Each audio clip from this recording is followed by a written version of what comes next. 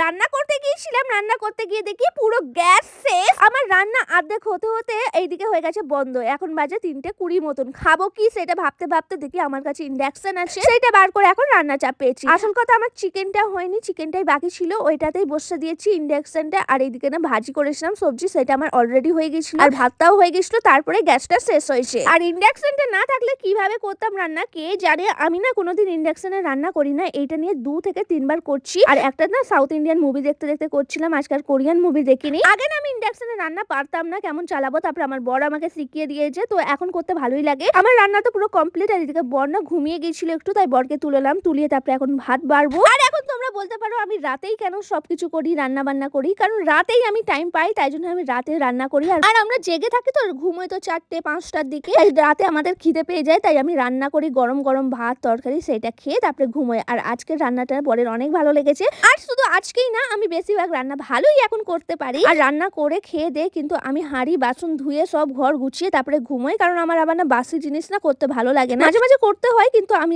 যতটা পারি কাজটা একটু গুছিয়ে রাখি। হাঁড়ি বাসন ধুয়ে গ্যাসের কাজটা একটু মুছিয়ে তারপরে এখন মুখ ধুয়ে শোবো। আর আমি মুখ ধোয়ার সময় না সবসময় রান্না করার এপ্রিনটা আমি পরে থাকি, কেন বলো তো, নালে সোয়েটার ভিজে যায়। আর এখন যে ঠান্ডা পড়েছে বাপরে বাপ, আর আমার যতই ঠান্ডা পড়ুক না কেন, যতই যা কিছু হয়ে যাক না কেন, আমি মুখ ধুয়ে তারপরে ঘুমোই। মুখ না ধুয়ে আমি একদমই ঘুমোই।